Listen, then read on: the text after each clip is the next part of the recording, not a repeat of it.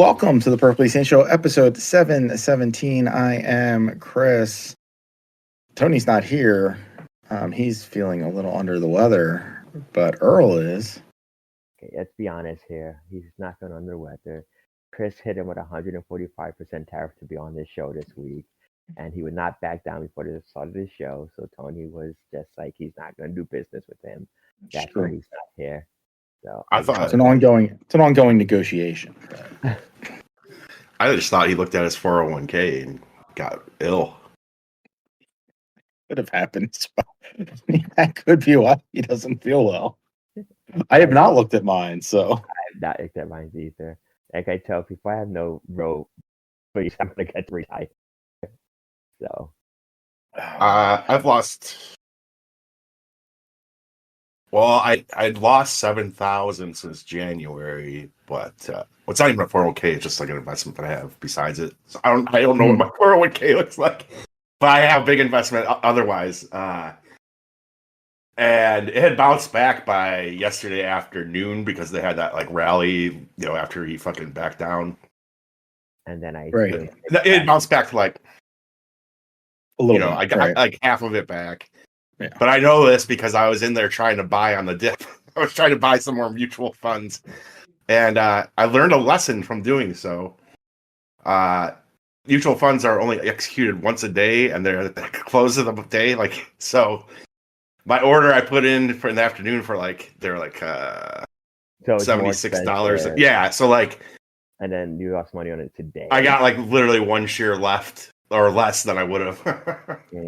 So that's a little lesson for y'all. You can't just go in the middle. I mean, you have to put the order in at some point, but it's not going to be executed until the end of the day. Now, I remember this to an extent because this was happening with not the same thing, and this is why. I mean, I think the stock market, again, we don't teach basics, but this is one of the things that happened with the GameStop stuff where Robinhood, after a while, was not. You couldn't just do day trading, which is you buy something, you wait for it to go up. Yeah, well, yeah, there was some fuckery with that, but generally you could buy individual stocks. I think. Yes, but it doesn't necessarily mean that you don't as an individual you don't necessarily have the same thing as an organization that's buying, because yes, you might put it in and it might be that whatever service you're using is every 15 minutes, every half an hour, or whatever. Yeah. Yes, because the price is always constantly changing, so. Yes. But I knew that was after I put in the order and it just said open, I was like, what the fuck? And I started Googling and I figured out, I'm like, oh, I'm going to end up paying more. So day 6 when I put in the order, and then what I ended up paying was 84. So significantly more, but whatever. More mutual funds. Did everything drop again today? Is that what I'm seeing? Yeah. Yes. Yeah. Because so I basically picked the one bad day to invest.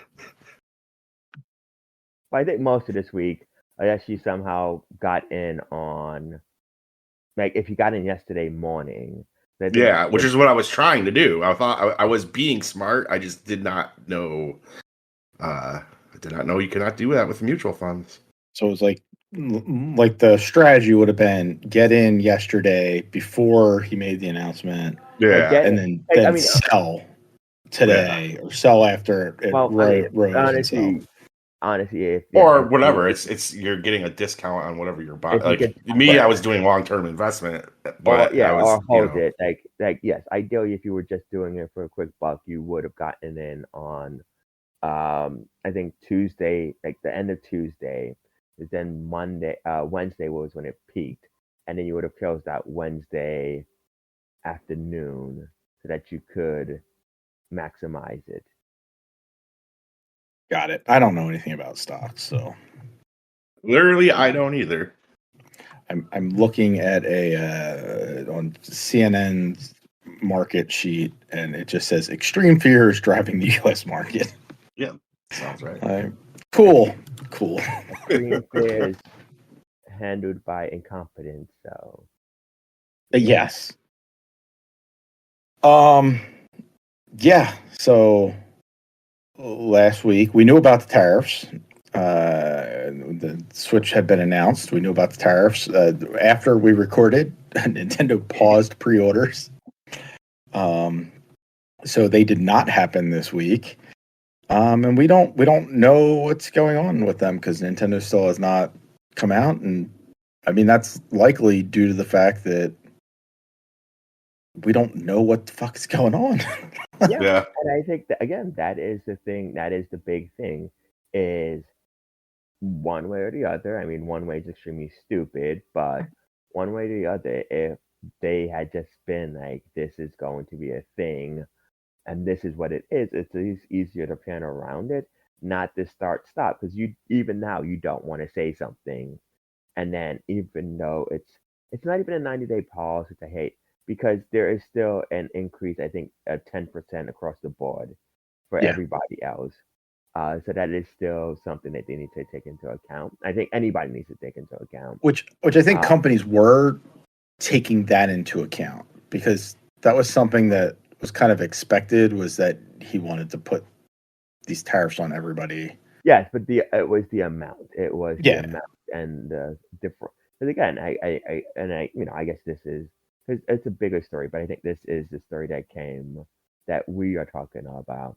It's like it came out today that Nintendo, in preparation for this, has started to move some of their production to Vietnam, and now it seems like the big thing is that they are apparently going to allocate a lot of their Vietnamese consoles to the Americas versus like the different because there's still like the Switch 2s, like a lot of hardware is still made in China. Yeah. So.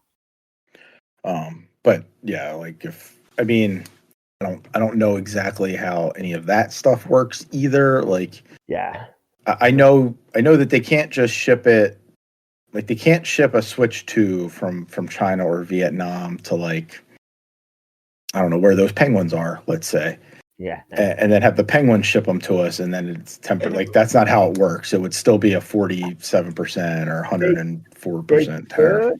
But then you're thinking of, like, by the time you ship it to somewhere else to then ship it back to the United States, you are still because you have to pay freighters both ways either way. Like, it could be cheaper. Like, and I think this is kind of what happened with because they paused it for us last week and they paused it for Canada, I think on Tuesday. And the fear with that is like they could ship it to Canada, then a bunch of Americans would go and buy up Canadian stock. Well, not that they ship, but like the Canadians would not get first dibs. It would be like a bunch of greedy Americans buying up their inventory because, like, yes, you can ship it to Canada, and we can go over the border if you're close enough, and you can pick it up there because there's no tariff on it coming in over there. They could even ship it there and then come, but then you'd have to bring it across the border, and again, it's a lot of time and money that you don't necessarily have. So, Right. So still a mess. We don't know when pre-orders are going to reopen. We don't know what the price is, if there's going to be any price change. This whole fucking pre-order situation, one, it sucks, but it's just like this is like a microcosm of like the havoc that's been on the whole economy, where no one can plan for anything. No one knows what the fuck is going on because we're at the whims of fucking some psychotic fucking madman. That's exactly what it is. Nintendo is not necessarily doing themselves any favors, but with some of their decisions. Yeah, and comments. Okay, so go ahead.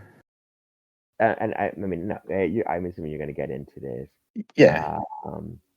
But yes, part of it I think falls on Nintendo. Part of it too falls into, and this is something we have not experienced in maybe a decade due to the last two consoles coming out during the pandemic, is the notion of everything becomes a story when people need information. Yep. And so there's a lot of things that just become blown up because somebody needs something salacious to say. There's one story, and I think that's the one you're kicking off with, that falls squarely in the camp of Nintendo needs to shut up. But there's others this week that have been oh, I heard it from this person, and then this person said that, and it's like, okay, so nobody's heard it from Nintendo. You're just saying that this, that, and the third is happening, and you're freaking people out. Um, And some so of the like I don't want to rip Nintendo too hard on the story that I caught. Because I don't think it was maliciously said, but people took a piece of a two-part quote and ran a headline with it, and people reacted emotionally to it, as they will, and like they're already angry though, right, about the price being what it is, even though it seems about fair. Like the if you go by inflation, what the Switch was when it came out is now about $400. It's a little bit more expensive than that, and it's more powerful. But $450 seems like a lot of money. it is a lot of money. I don't think anybody. I will say this Yeah. much, and we shall see if other people are in the same mindset as I am. $450 seems a lot cheaper this week than it did last week because now Yes. there is, oh, like if I don't get it now, there's a chance that by the holiday season it may go up, Mm-hmm. 50% or I, something like that. I mean, I've made fear purchases in the past 2 weeks, so yeah, and if they were like, it's going to come out at 450, I will try everything I can to get that at 450 as opposed to 600 at Christmas time or something. Exactly. What So, was like, yeah. what was the quote, Chris, from the Oh, man. So the quote, I'll read the whole quote. So it's a two-piece quote. The first piece of it is it was kind of a defense of the pricing. Not really a defense, just like so. Here, Doug Bowser says, as we look at Nintendo Switch 2 and you think about the feature sets that I talked about, we believe that the pricing is appropriate for the value of the machine and the gameplay experience overall. Then there was a second piece to that he followed up with, we recognize there are some people that may not be able to afford the Switch 2's price point. That's why we wanted to make the other Switch platforms available. So people still have an opportunity to come into our gaming universe, be a part of the characters in these worlds, see value, if you will, in whatever rung of the platform they come in on. I don't think it's malicious, but it's just like tone deaf because the people you're talking to already own a Switch. I think, and it's not malicious, and I think a lot of people likened it to, um, Matrick and the yeah, Sony quote and yes, and I think a lot of people have said it in the past, which has always been the thing is, yes, we still have. I mean, I think the one a lot of people talk about is like the Matric one. Sony said, Nintendo said it before. I think the one I always think about is the DS being the third pillar, being like we have the Game Boy for people, Game Boy Advance for people who don't want this experience, and they're gonna say that because they still also need to sell Switches. Those will still be in the store. It comes off as cocky and condescending because it's but I mean, what are they supposed to say? They justify the price. The price is the price. I think But that's it, right? You just justify that, like, hey, we think what we put together is good for the price, which he did, right? Like, yeah, we think we put a good product together. We think it's worth the price that we're charging. End of story. Like, you don't, because the people you're talking to right now, the people that are reading these articles, like the people that are going to buy a Switch aren't the people you're reaching right now. You're reaching the in quotes gamers, and yeah, they're not going to take kindly to that. yes. And again, they're the ones listening to this, and they're the ones because yeah, Yep. Nintendo's not gonna come on back. Oh man, you're right. We overpriced this. They're going to say you're gonna, it is what it is. It is a completely fair story. It is completely tone deaf, and again, I think like you said, the overall quote I think is fine. Yeah. I think nobody likes being told like, oh, if you don't want the new shiny thing, the old rusty thing is here too. Yes. And I think that's the thing that people always take offense to. Because again, like people talk about like the Xbox 360 to the Xbox One, I think and just because that was such a big drop in um, sales, um, I think the price will scare off some parents. But that is, again, I think to their benefit, for better or worse, I do think the whole Terra scare does make it seem like, I think now you'll see the Mario Kart bundle go much faster and not be in the holiday season. What didn't they announce that that's done in September anyway? That's what I meant. But I mean, Yeah. but yeah, that's what I mean. I feel like that's now going to be. Oh, they'll extend it. I mean, I think they would extend it anyhow. I think that, again, Mario Kart's always going to be the bundle, but I think this was like a way to kind of ease in people. But now I think you'll see people try to get it early, and even if it's for Christmas, you get it in September, you get it in August, you get it in June because, like, again, these tariffs, again, not paused. Um, Yes. go like right now it's 90 days, so that takes you to July. So you get it in June, you put it up, you hide it, whatever, because again, they can go up 50% come July, August. Yep. Yep. So yeah, that's what I saw. Earl, you said there were other stories maybe getting a little more push. Again, there was I think the big one was um well, not the big one, but there was the one about like the Switch 2 edition physical cards. So that's been a thing because some people were like, it doesn't come with it. It comes with a Switch game and a download code. It doesn't come with anything. It comes with everything on the Switch card. And that was like, this Nintendo rep told me this. The person at this event told me that.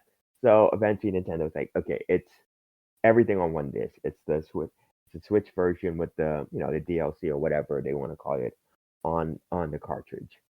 Um, there was one story that came out where people were complaining that you can't use the game controller outside of NSO, and it's like one of those things that Nintendo puts as a disclaimer on all of those controllers because technically they're not all compatible with every game. Like there's a lot of games you can't play on a Nintendo controller or a Super Nintendo controller, Right. mostly because they like an analog stick and they have the buttons. Um, so like yes, they're not compatible with those games. Does not mean they don't work. It just means that like you can't plug in a Super Nintendo controller and expect to play Call of Duty on it or something. So they Right. put that disclaimer. The same thing. The GameCube it misses two buttons, one button because it doesn't have a ZR. It has just a Z. So a ZR, I should say. So it's at least missing one shoulder button and stuff like that. And then the analog sticks are a whole different beast. But so people got upset about that. There's some other ones, and again, it's like one of those things I was just reminded of where every little thing, and again, some of these are stories, some of these are legit, some of these do need to be answered ahead of time, and some of it, like people are like, oh, Nintendo should have done a better job. We would have sat here complaining if Nintendo spent 20 minutes explaining to us how cartridges work. Right. I mean, we kind of Complaining with game mocked chat. them a little bit last week about spending 20 minutes on like chat. Yeah. And that's the thing. Like that's the same. Like there's certain stuff you need to get across. I don't think saying, and again, I guess this is the thing. I said that my thought process was never like, oh, this does not come with the Switch 2 version. Like why brand it as such? If you wanted to just sell the Switch version with a code, you could do that. I Right. think Xbox does it. Like they have the thing that says compatible with Xbox Series systems or something like that. Yep. Um, so yes, it's all of this stuff where people are just taking things, and again, I think it's a hot new thing. You need stories, you need content, so everything becomes a story. Um, Again, and there are stories. There are, like we found out the price of that welcome World tour. tour. $10. Yeah, which again, I still think I don't understand why it's paid. I It's think $10 too much, but yeah, it's at least it's not 50. it's not this. It's not 30. Like Yeah, I mean, okay, flip side. I mean, just kind of going back again, historically, people would complain if it was included too. Oh, I don't need this. Why not just give me $50 off? Because that's the same thing they said about Wii Sports. yeah, I saw Right. Reggie kind of made that comment was it today or yesterday about that. Like when they launched the Wii, they got some shit for Wii Sports being included. Yes, it's Which one of is those. insane in retrospect. Like it's nuts that people were upset about that. But Because people were like, oh, because I think that one, because specifically it was sold in Japan, they're like, oh, so get rid of the game and save me $50 because I don't want this game. Yes, it is hindsight. It would have been probably one of their dumbest decisions ever, because that game instantly sold you, your grandmother, your auntie, your cousins, your whoever on the idea of the Wii. If not, like, it would have still sold people on the idea, but the idea that you just go to a store, you get this system, you get this game, $250, it sold people. yeah, they're the when I lived like where my parents live, there's a senior center right up the road from them, and they just went out and bought a Wii. Like there was like old people bowling nights. Like once you make it more complicated, then it doesn't become like, all right, just go get this thing, and Yeah, and you may lose out on some sales because of that. yeah. So it's a thing, and it will continue to be a thing. It will even be a thing after the system launches. Like I said, I think we missed out on it a lot during the pandemic, because you weren't having, like, positive. I think was Nintendo was very much, here's our new system. The next day, I mean, actually the same day, a ton of press got to play it. Then the next 2 days, they spent, what, 7 hours showing you in-depth gameplay footage, and Yep. then the day after that, actual people, got hands-on in several cities to check out the system. So it's very much like, this is what you need to know. And again, the people you're asking these questions to, right or wrong, are the people, like, you don't go to show floors expecting the people to know everything. A lot of times they're just trained to show you a demo. They're not there to know the marketing scheme or to know the budget, to know pricing and anything of that sort. Yeah, in fact, so I was listening to Remap Radio, and I guess Patrick Klepek went to one of the shows, wherever they show. I guess was it in New York, maybe, Yeah. where like where the developers were, and they were kind of told, hey, like, do not ask them about price, do not ask them about like they will tell you about the game you're demoing. They could tell you about the specific hardware features that game utilizes, and that's it. Like they don't know much more, and I guess with the volatility of everything, they really don't want them saying anything either. Yeah. Yeah. Oh, that was the other thing. I don't know if you saw that one. Again, I adore them. Chris and Krista, like the former Nintendo, I forget what they hosted, Nintendo Minute, the YouTube show, Okay. and they did that, and they did, so people, I forgot what, I don't even know what they were talking about. Oh, it was, but people were asking them about the price of the Switch, and the prices of the software, and they were like, oh, like the internal attitude, and again, not a direct quote, is that we're not Ubisoft. Um, we don't necessarily we don't devalue our games, and people took that a way, um, as you would expect they did, but they took it Sure. away, because how dare they? Like, this is not the respect. They're like, I mean, I think we've all complained about it. I think everybody complains about the fact that Switch prices remain, not Switch prices, Nintendo prices on software remains fairly consistent. Um, Yeah. and good or bad, it's a thing that happens. And part of the reason you buy their games is that it won't go down in price. I mean, we've been on this show. I said that, I mean, Prince of Persia, The Lost Crown is a great example. I'm like, it's an Ubisoft game. I'm not going to buy this day one, because I assume, I think I said, even not even the end of the year, I think before the summer, I could get it for like more than half off, and then buying the game for $15. Um, Hmm. you get accustomed to that. Like, there are certain publishers, there are certain teams. I'm like, oh, I don't have to buy this day one. I have to because you're gonna sell it at premium the first month, and then every other week it's on sale. Yeah, I mean, like Sony is better at it than Microsoft, but even them, like you wait a little bit, you will get a sale on those games. Breath of the Wild is still $60 game. Yeah, and the good and bad thing about that is they can sell Breath of the Wild for $60 because it continues to sell for $60. Yep. Yeah.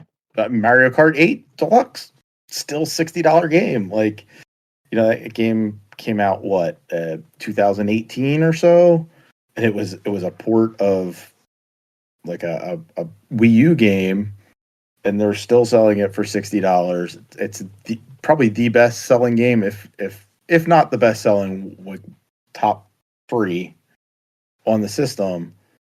And yeah, it's still a $60 game. Like, when Nintendo releases a game, it's going to be that price. Like, so if you want to play it, you're not going to get a better deal by waiting 3 months or 6 months. And I think the opposite is true too.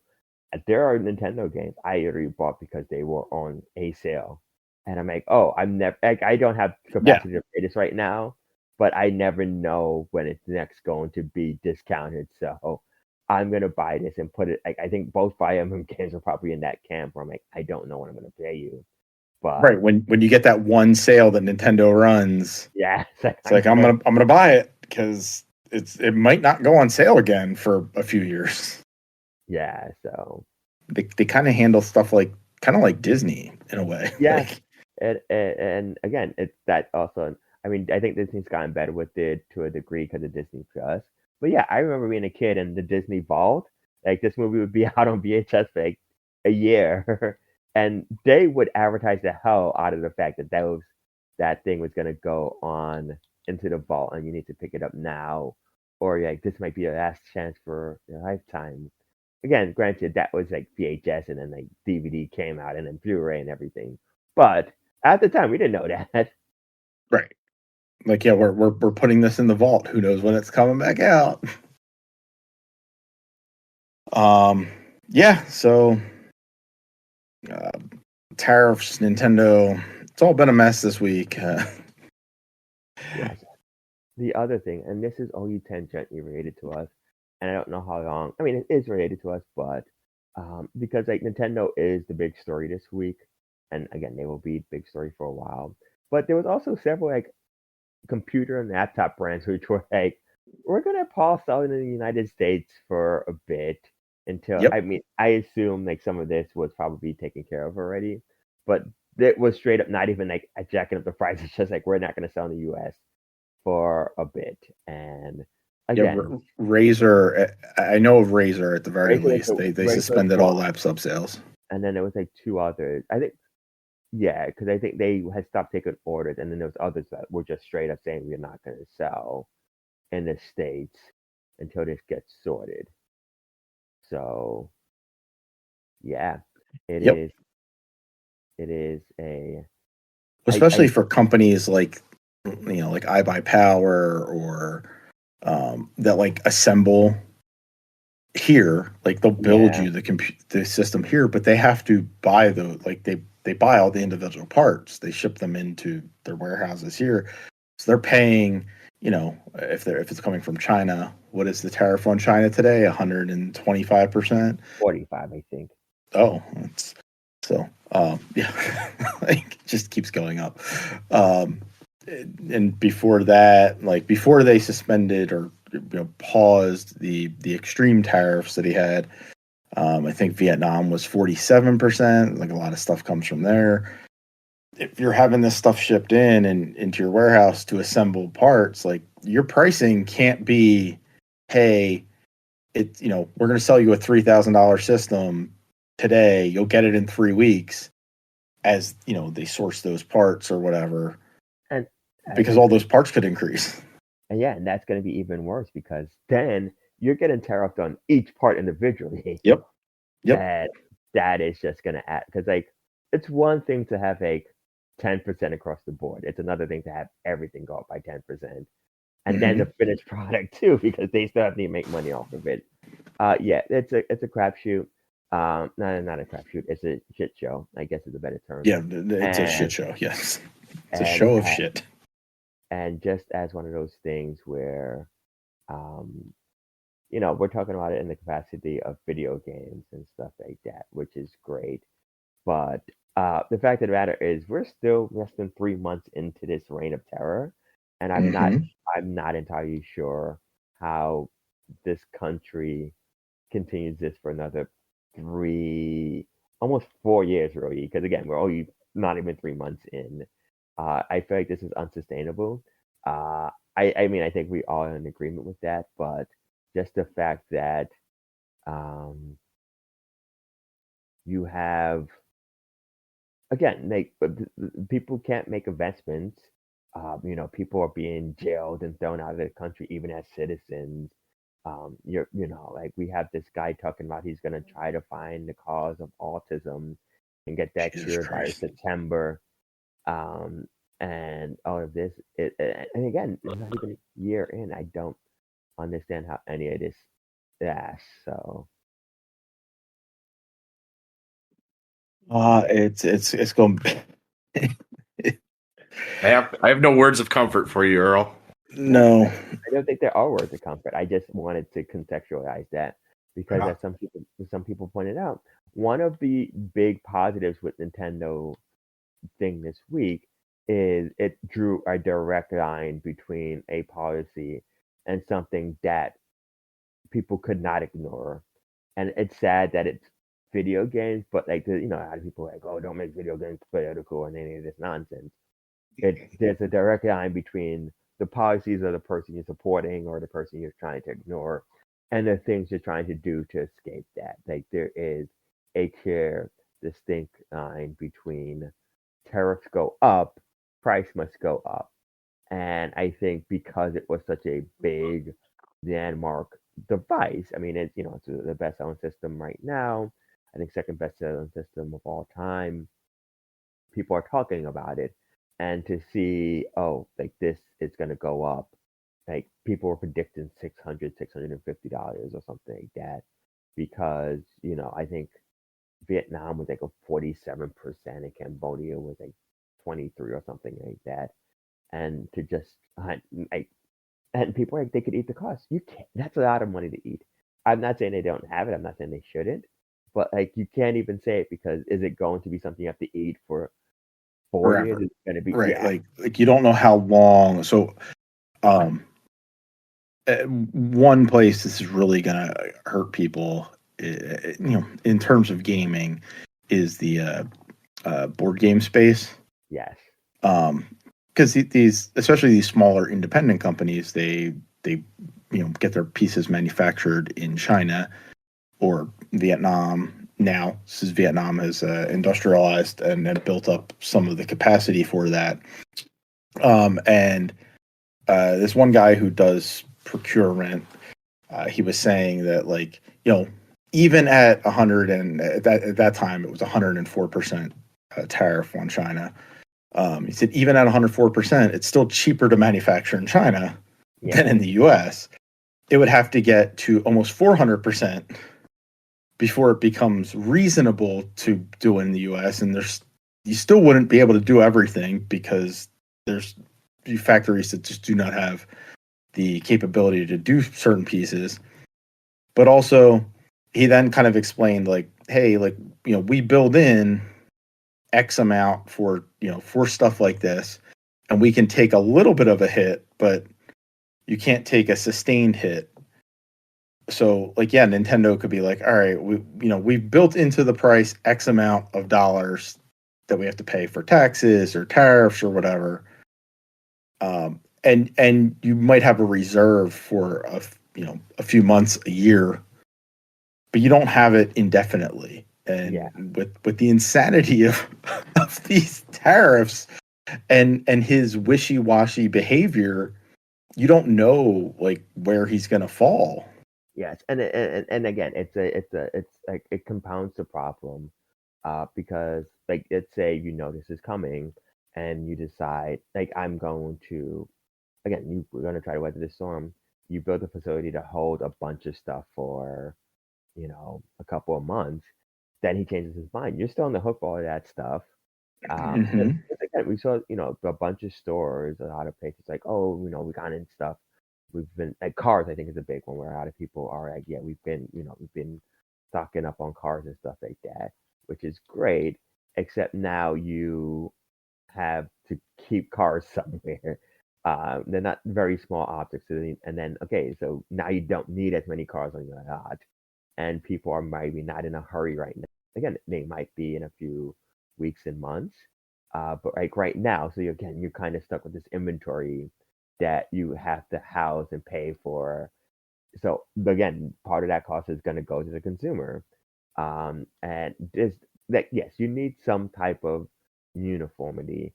And again, I think like we said last week, what I talked about last week, you also need some type of policy on the flip end where it makes, because I think even what Mr. Beast was saying about like his bars or his whatever, like because of the tariffs, it now makes more sense to make it in China because it would be cheaper to distribute it to other countries from there than it would be to distribute it from the United States. Yep. And you get that going for you, and it's a lot of problems that, again, he has the mentality of a child. Um, and even then, I think children would probably understand better because you can explain stuff to them. Where he has this one idea in his head, and this one idea needs to work, and it's one of those things where it's not, and it's just driving people nuts.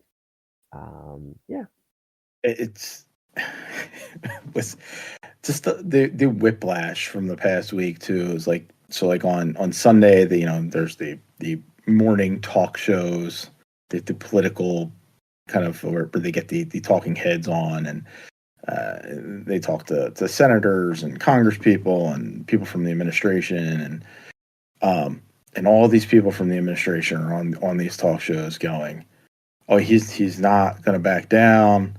He's in this for the long. Like, this is what we're doing. This is why. And then on Wednesday, like, they asked some of those same people, and I think the one guy was just like, it's like, well, why did President Trump back down from this? And he was like, I don't know. Like, he had no answer. Like, he was yeah, just like, I've given up. I don't know. yeah. It's the same thing with there were literally people I think on Congress having to defend these things and how he's not. And then like as they're talking about, he's backing down. Yeah, So it's just crazy. And then to see the people, like, I'm sure that like you've all caught some of the crazies online and social media, like basically worshiping these things, and then calling him a genius when he canceled them, when he paused them. Like, what the fuck is wrong with you people? Like, he's not a genius. He's an idiot. yeah, Oh, well, um, yeah. So that's the tariff minute. But we also played some games instead of just following the fire sale of America that's been going on. Jeff and I played I don't know. I want to call it the hot new game. I'm not I seeing don't a know. lot of buzz. Everybody that I know that's playing it seems to love it. So we have played South of Midnight, which is the new game from Compulsion Games. They have previously done We Happy Few, and I'm drawing a blank. They did a kind of like an action platformer prior to that, that was like dealt with like light and darkness. It's kind of cool. Anyway, South of Midnight is their new game, and Jeff and I have been playing it. Jeff, what do you think of it so far? I think it is. I love it. I'm a big fan of it. It kind of reminds me of a game like like this specific type of game, it doesn't feel as prevalent now. Like it feels like something that would have been made in the 2000s. But I don't mean that as like a knock against it. No, not at all. Like it just reminds me. I'm trying to think of like the type of these character like action adventure stuff, like something like Alice Madness Returns, or you know what I mean. I've heard people compare it to that quite a bit. And I think that like what really makes the game shine though is like the art, the setting, the music that happens in it, and then just I think the controls are like awesome. Like it just feels so good to move around, especially once you get all your I'm assuming I have all my moves now. I don't know. After 6, I think. But yeah, once you get you get wall running, and the wall running feels pretty much better than in any other game. It's just a blast. I guess where the one thing I don't entirely love is the combat, and it's not because I think combat actually feels good, but it's that thing where you get roped into a little arena and you have to fight off every enemy in it until it's over, and I just feel like they throw a little too much enemies at you at once, and they don't stand around. They're coming for you, Yeah, they throw a lot. Jeff told me about this when he started playing it on. I think it came out Tuesday, right? So you were playing it during the day, and you were telling me about it, and then I went home that night and I played the first 2 chapters. I'm like, combat's not that bad. 1 or 2 enemies at a time, and then I played chapter 3, and they're dropping 4 or 5 enemies, and these arenas aren't big. They're not massive arenas. They are small enclosed places, and they're dropping 3 of these guys that they have claws and slash you. They're dropping a beehive that's shooting these little wasps out at you, and then there's another thing that is that keeps away from you, so it's ranged, and it shoots a big laser beam type thing at you, or some sort of plasma bolt at you. It's all going on at once, and your health is just diminishing. Yeah, they do significant damage on hits, and I've gotten used to it as it's gone on. I've been hoping and praying for a health upgrade, which I still have not gotten. And they do it. You just have to find 3 of these things. I've found 2 so far. Yeah, that's where I'm at. I found 2. The thing about it is the game doesn't really encourage. Yes, there's stuff tucked around corners and stuff, but the levels are very linear. They're so linear that it almost doesn't really make sense having the little golden trail thing that you can see. I use it all the time because it's there, but it's pretty obvious which way to go. There's basically one way to go most of the time. I have gotten turned around once or twice. Yeah, it's nice to have to point you in that direction. But yeah, it's mostly okay, there's kind of a pathway over this way. And if you want to go off the path, there's upgrade. There's this currency that you find. It's called floofs, and you can go, and if you kind of explore, you'll find them. But there's not much else out there other than floofs. Okay. But the one health upgrade thing I found was pretty I went down this path that you could have easily missed, and you had to go a ways, and then I found a health thing. I'm like, I wonder how many of these I've missed. Because there's no way I should not have health upgrade by now. But that's where I'm at with it. I don't know. How do you feel? You really like this game? I really like it too. The basic premise of the game is you play this girl Hazel. It's somewhere in the South, a hurricane. I think it's Louisiana or something. It's a very Cajun kind of based. And a hurricane hits and it wipes away her trailer that her mom is in, and you are chasing after that or trying to find your mom as you go on this adventure.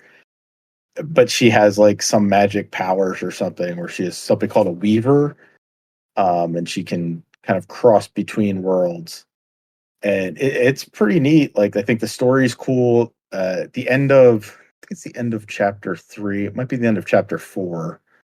Um, I think it's the end of 3. You're climbing up this big tree, and there's like this folk song playing. Yeah. It's basically like the story of that chapter, because like you have these big things where you're trying to fill up these memories of people, and um, basically you're trying to take away their pain, their guilt. I think that's like the second one, is you're taking away their guilt or whatever. And uh, it's like telling you the story of like how this brother locked his other brother, who was a little bit off, inside a tree, and like nailed it shut, basically killed him. Like he didn't murder him outright, but he like had him starved to death inside this tree. And it's pretty dark. Like, but like the game is super fun and super colorful, and there's a giant catfish that talks to you, and it's really cool. Really, really fun. Yeah, the combat is the part that I'm like, this isn't great, but everything else about it is like, I think pretty it. yeah, it's just there seems to be a lot of it, especially in like certain levels. Yes. Where it's like, I don't really want to do this, but I guess I'll play these. Yeah. Because there's not a lot of enemy variety either. There's like 3 4 or different 5 enemies. Yeah, there might, and like, you just run over. Yeah, like in variations of those enemies, and it's like, this isn't all right. I guess I'll do this again, and just kind of like work your way through, and then continue with the fun platforming, and to do that platforming, as Jeff said, like you have to kind of utilize all your skill set that you get. You get like a bunch of moves. Like there's the wall run, there's a double jump, and then there's like a glide. It's like a kind of like a dash and then like a glide.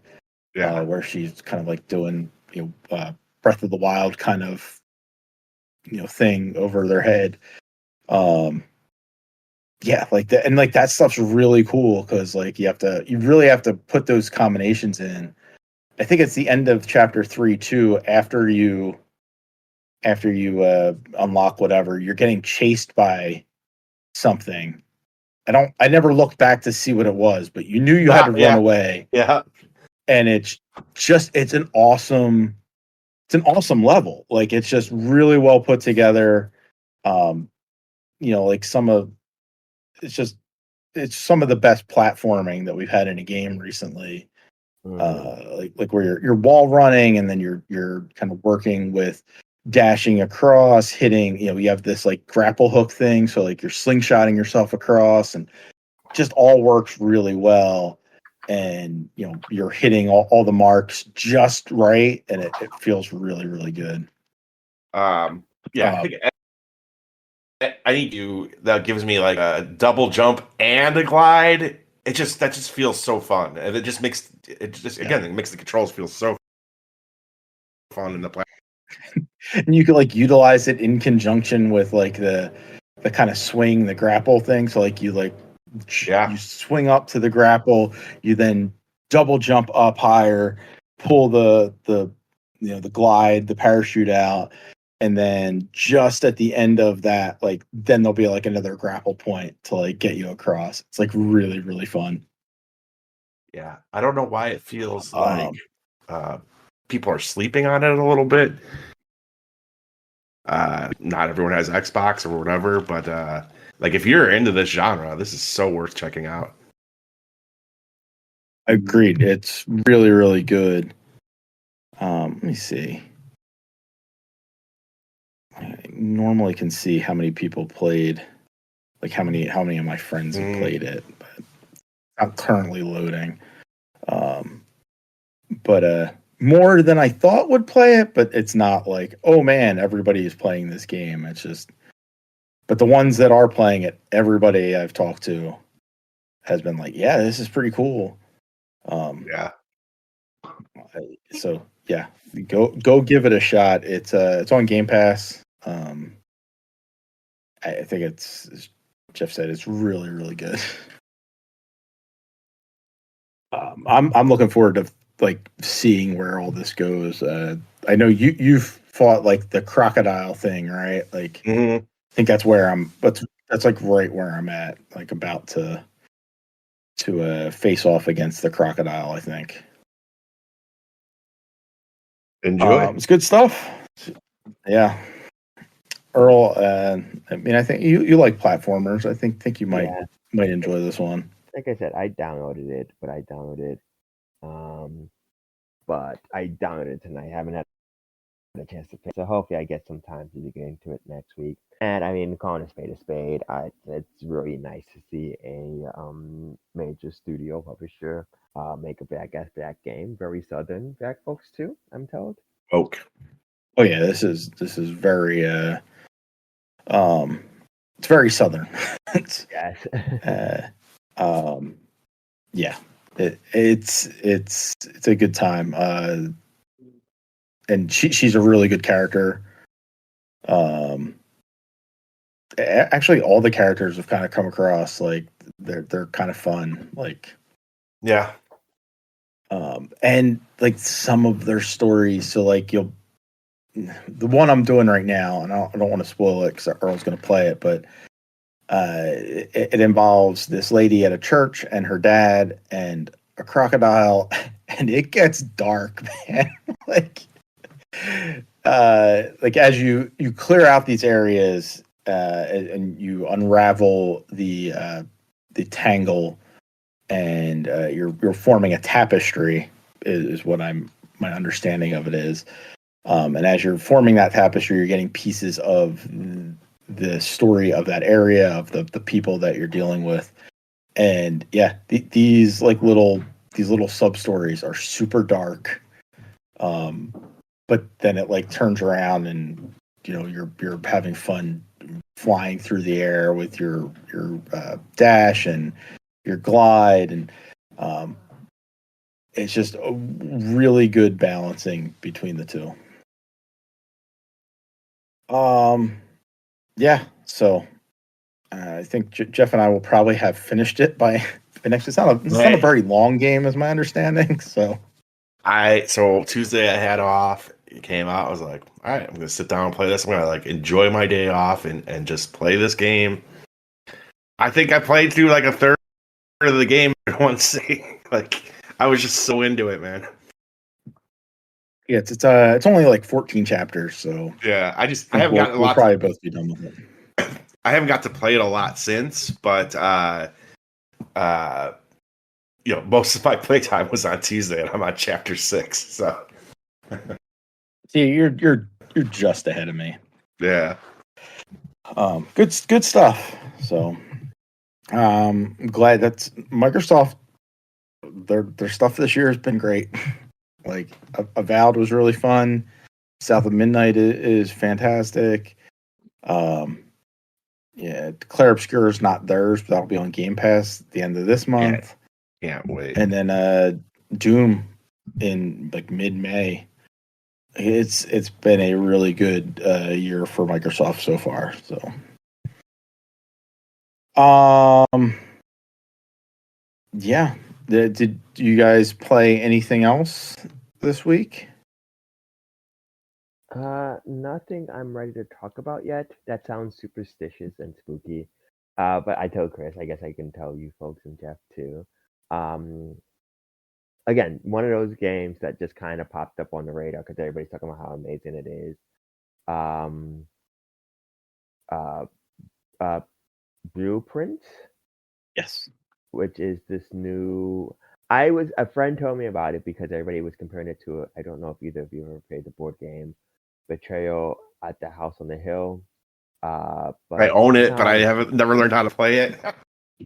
uh but it's essentially kind of like a murder mystery s game where parts of the house are revealed or unveiled as you go and complete tasks and stuff like that.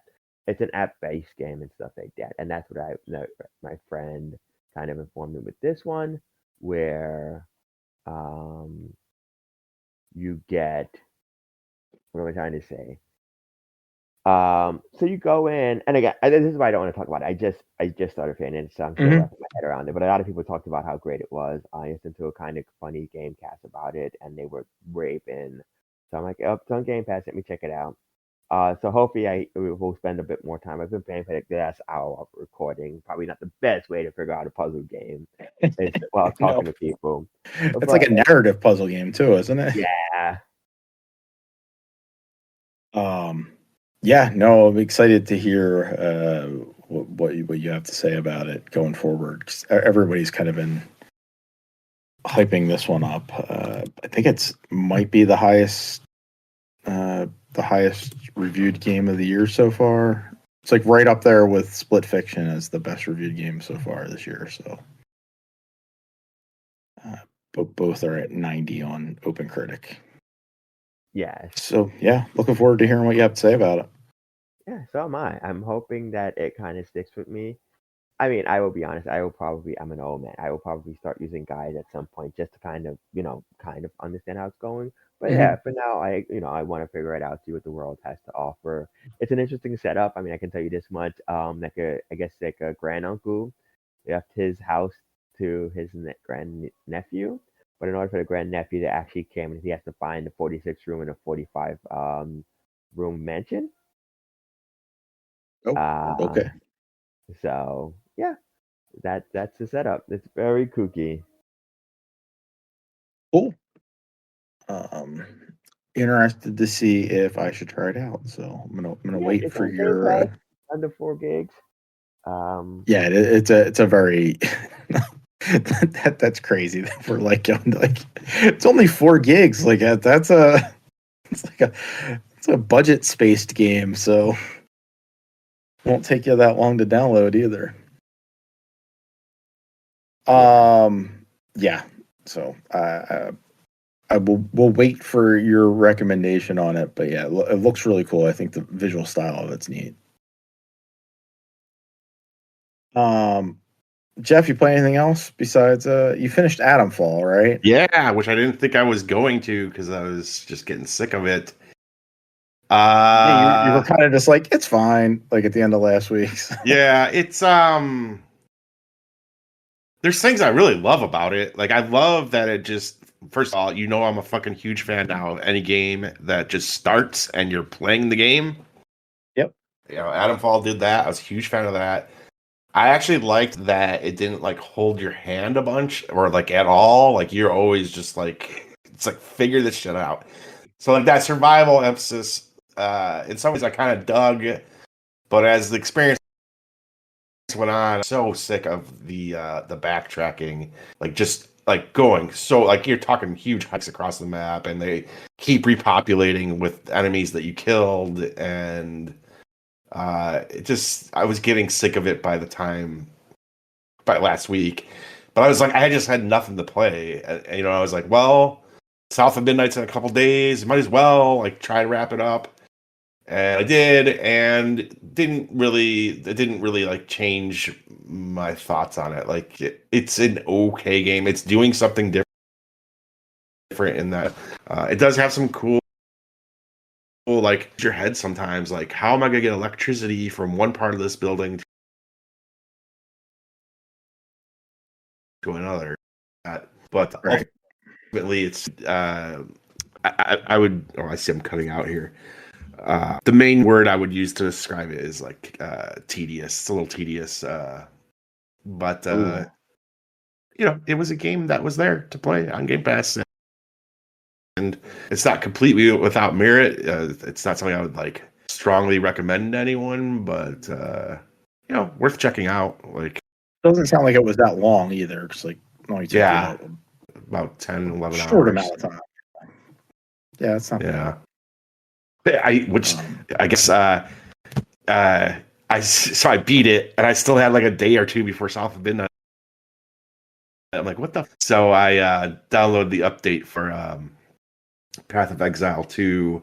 Got to try out the new class on that, and I really don't like this class that much.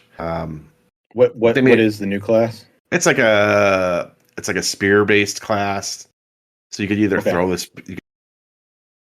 There's moves or spells that throw the spear, and then or you could just walk up and stab someone with it. So you are capable. It's capable of being like ranged as well as melee. But none of the moves like feel really cool yet. Maybe it's just because I'm on the lower tier. I'm still low level character, and you get the cooler spells and stuff as you go on. But the character just feels so weak. And I was talking to Sean, and he said a bunch of people were pissed after the update. So like they just made everything harder, and so like it might not even be that the class is weak. Like maybe the other classes feel super weak early on now, but people seem very unhappy with what they've done with it. I just noticed I did not like the class that much starting off. I mean, there is a bunch of other little changes going on, I'm sure, but I've been off it for a month or two. So the base initial feel of it wasn't good. Yeah, I would suggest other classes before that new one. I mean, not everyone's going to be a winner, but yeah, I mean, maybe something that Sean said is right though. Maybe they've adjusted it, they've tuned it in an incorrect way, and like they'll tune it back. That's what early access is for. I think they've adjusted it again. I just haven't gotten to play it. They're like, we messed up. Yeah. Sorry. It just seems like every time we're gonna make it harder. We're gonna make it harder. Like, when are you gonna turn the dial back the other way? Like, that game is great, but like, especially as you get into Act 2 and 3, there's fights that just do not need to be as hard as they are. And instead of like them toning it down a little bit, they're just like, we're gonna make it harder. Okay. I don't know who was asking for that, but okay. Thanks for doing that, I guess. Yeah. So I played a bunch of Balatro, but we're not going to talk about that. You're always down to talk about Balatro. I've kind of I started on Xbox Game Pass. I've been playing it on through the Xbox app on a PC. Just getting achievements and trying to unlock as much as I can on it. I think I need one more spectral card to have unlocked all of them. I don't know if I'll ever get all the Jokers. I'm not sure what the qualifications for all the Jokers are either. Yeah, that I think is something you'd have to look up. That is one thing I don't like, is some of this stuff is kind of random. Yeah. The vouchers make sense, right? There's all right, so these ones just kind of unlock, you pick them up, and then to get the upgraded version of it, you have to, I don't know, buy 50 planet cards in the store. Yeah. Or there's the one where you have to buy the one that doesn't have any actual value. Yeah, the blank voucher or whatever. Yep, you have to do that one 10 times. Yeah, they're those make sense. I understand what I have to do, but I'm still missing 60 Jokers, and it's do I have to beat all the hard difficulties? Because I'm never going to do that. I'm not good enough. But or is it just random? Or because sometimes I'll do something and it'll be Joker unlocked, and it's I don't know what I did. Yeah. And again, sometimes it's literally just you find them in packs and it's here's a new Joker. But there are some specifically where there are certain criteria you need to hit or achieve for them to be unlocked. And yes, I think some of those you do need a guide for, because after a while, it is just a crapshoot. So there to get I got all the planet cards, and that wasn't easy either. But one of the ones. The easiest way to do that is there is a deck that only has hearts and spades. So it's basically a deck that is built for flushes. Heavy for flushes, yeah. Yeah. So there's there's still 52 cards, but there's 2 of like every ace. Like each, there's 2 ace of spades, there's 2 ace of hearts, so it's double each of the cards. So, if you then utilize like when you buy the cards or some of the tarot cards that will allow you to duplicate cards, you can then get something like 5 of a kind, which you wouldn't normally get. Like, but you can kind of like game the system, and that'll unlock a planet card if you play like five of a kind that are all. So it's like 5 of a kind is one. A full house of all the same suit is one, and then 5 of a kind, but all the same suit.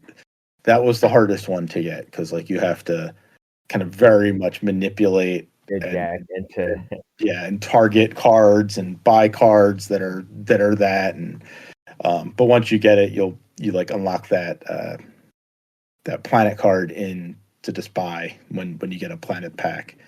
And so that was neat, like to get some of those, and just like playing it differently because like it's not normally how I was playing Blatro, and just playing it slightly differently to get these unlocks and stuff. Has been fun.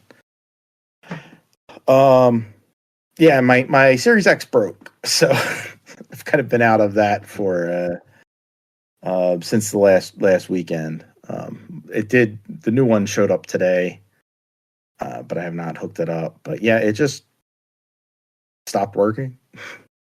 I was using it on Friday night, and I think I was playing Assassin's Creed, and I shut it off, and then I came down the next day, and it was weird because I tried to use the PlayStation Portal from upstairs, and normally that just like it'll turn my PlayStation on downstairs, and it didn't. I had to go down and turn that on manually. But then later in the day, I went to go watch a show on. So all my entertainment stuff is through my Xbox. So I went to go watch a show on the TV, and it did not turn on at all. Like it just completely dead. Very weird. So I got a good. When was the pandemic? 2020. Yeah. So that's when that came out. Yeah, so I got a good 5 years out of 4.5 years out of it. And I use it. Worried. Yeah, I mean, Jeff, you probably utilize it as much as I do, so if not more. I would use it to watch everything. Yeah, and you said yours sounds like an airplane. Like no.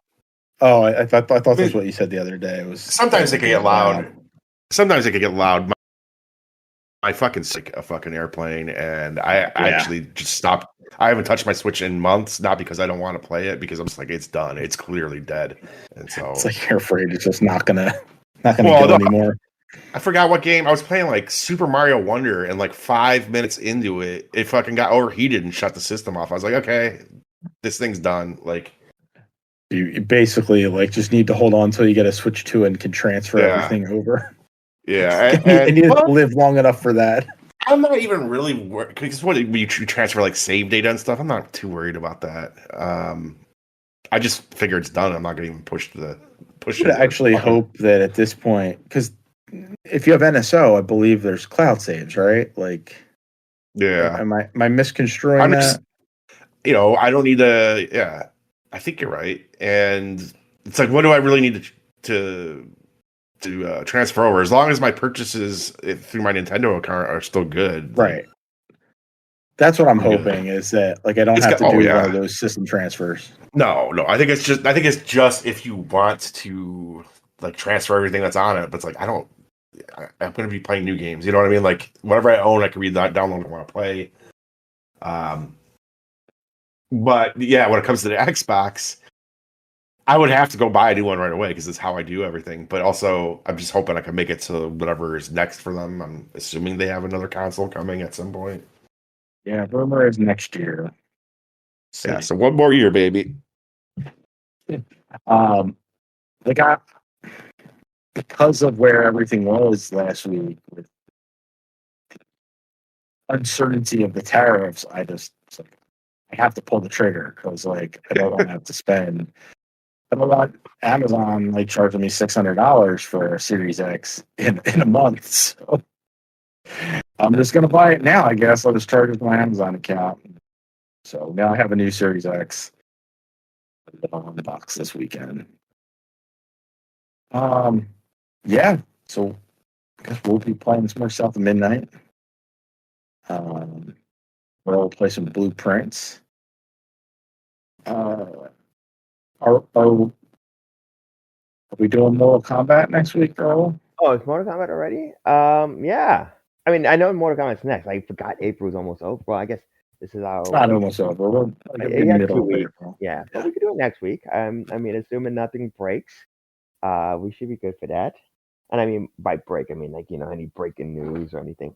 So I guess that is part of the news we did miss is that Microsoft did announce their press conference for June, and then there's what game are they doing afterwards? The Outer Worlds too. Yes, that should be fun. That's it, right? The Outer Worlds, not Outer Wilds. Outer Worlds is Yeah. Obsidian.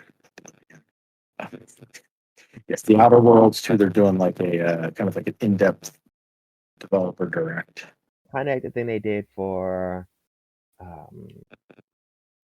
not Doom. It wasn't Indiana Jones. Starfield. Yeah, that's good. Be interested to hear. I hope that game comes out this year. That would be great. Yeah. Also, Jess, I don't know if it's just me. You sounding funky, like staticky. Chris, right? Yeah. Yeah. I am. Yeah. I'm sounding staticky. I'm sorry. Weird. Like a sounds like a fucked up wire or something. All your shit's falling apart on you, Chris. Yeah, everything. Might need to get a new mic. Well, Oh, hopefully. Now I your sound voice okay. Yeah, so I don't know. Did you adjust? I moved something? the wire. I moved the wire. Yeah, it's just it sounded like a bad wire. Yeah, probably. That sucks. I don't want to have to buy a new mic. Yeah, exactly. Maybe I can just buy a Yeti cord for my mic. Anyway, we'll be back next week. Hopefully, this did not record my voice as all staticky because that's going to be annoying for everybody. But it was only for like the last minute or two, so okay. it was still like you could understand what you were saying just fine. It just it definitely sounded like a loose wire or a bad wire or something. Got it. All right. Well, I'm glad my voice is back to not being whatever it was. We'll be back next week. Mortal Kombat, South of Midnight, Blueprints, Assassin's Creed from Tony. And yeah. Jeff, say goodnight. Good night.